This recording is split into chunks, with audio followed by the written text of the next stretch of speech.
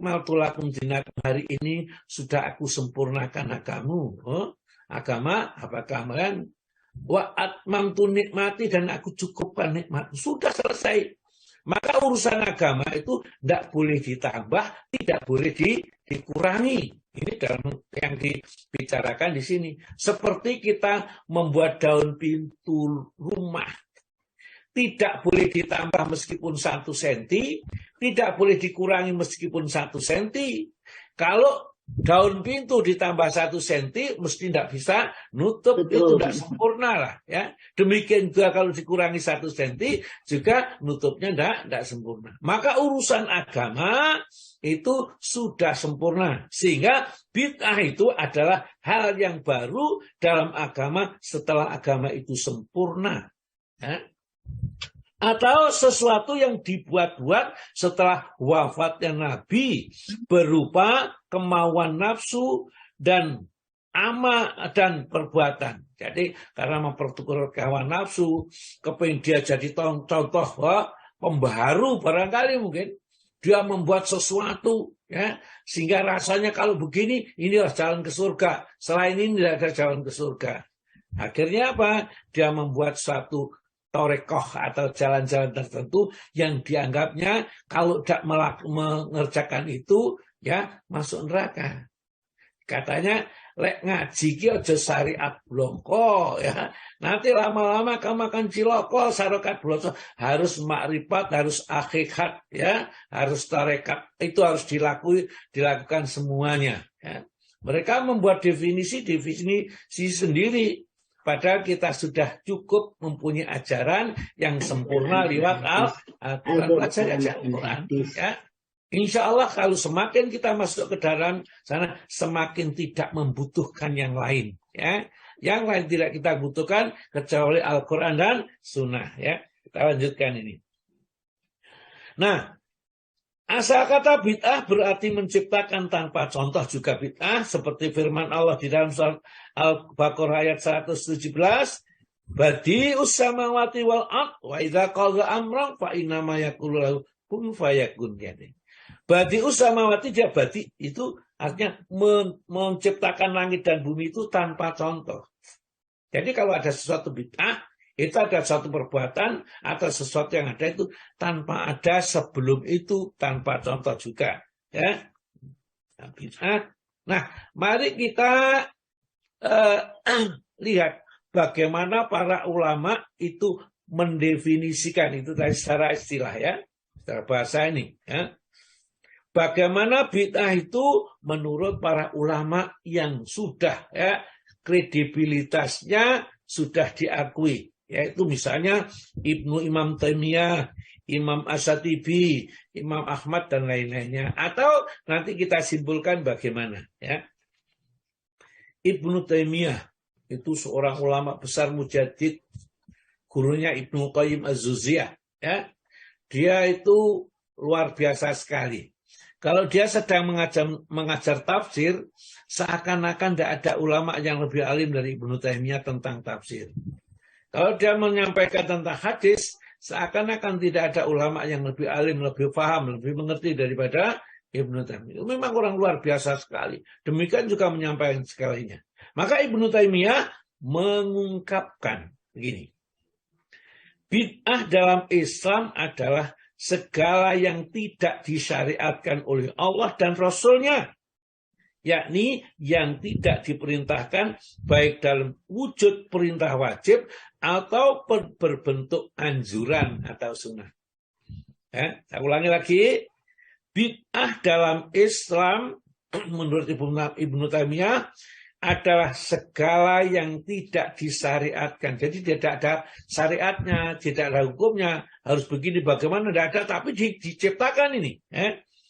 Tidak disyariatkan oleh Allah dan Rasul-Nya, yakni tidak diperintahkan baik dalam wujud perintah wajib ataupun bentuk perintah anjuran. Maka tiba-tiba dia mewajibkan seperti itu, ya. Ada mandi, sebut dia mengatakan mandi tobat, gitu ya. Mandi tobat itu gimana? Ya, ngarang sendiri, karena ada mandi tobat, ya. Ada tidur tobat, ya. Kemudian dengan segala macam dia membuat ini, kemudian disangkut pautkan ini hukumnya wajib, itu hukumnya kalau dikerjakan itu lebih utama. Padahal tidak ada sandaran dari mana dia mengambilnya. Ya, itu kalau ditelusur ya memang dia ketemu siapa. Ini dari kitab, ini dari ini, katanya ini. Nah, kalau kita bertemu seperti itu, sholawat nariyah ya Pak ya. Sholawat nariyah yang dibaca, disuruh baca 4.444 kali. Sama lihat nanti di dalam golongan yang selamat itu sholawat yang menyimpang ya. Jadi antara adalah itu, maka dia akan bisa mendapatkan semua yang diinginkan ya. Saya dulu pernah mengamalkannya. Barang siapa membaca sholawat nariyah 1 hari 200 kali, ya, maka rezekinya akan datang seperti hujan katanya. Banyak sekali, ya. Opo kang sinejo teko, opo kang cinito dadi. Ya. Saking kuasanya bisa meletik tanpa sutang, bisa mabur tanpa wulu. Ya, gitu. Saking hebatnya. Ini kan kita tidak tahu sumbernya dari mana. Pokoknya saya jalankan saja. Kalau sholat, ya itu 4 rakaat. Rakaat pertama setelah suratul Fatihah itu kulhu 10 kali. Rakaat kedua setelah suratul Fatihah itu kulhunya 20 kali. Kemudian salam. Berdiri lagi, itu katanya so memancing rezeki, katanya begitu. Ya, tapi ternyata juga susah, tetap aja susah.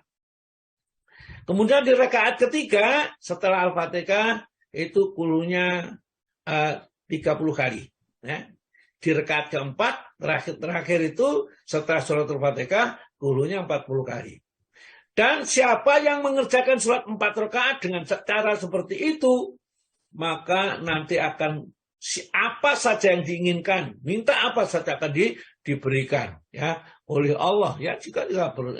Nah, inilah perbuatan-perbuatan yang seperti itu yang tidak ada sandaran dan itu namanya ibadah, maka itu tidak boleh dilakukan. Itu namanya. Ya, kita lanjutin. Bid'ah itu sendiri adalah 2 macam. Bid'ah dalam bentuk ucapan atau keyakinan dan dalam bentuk lain adalah bentuk perbuatan dan ibadah. Ya, ada yang seperti itu. Ya.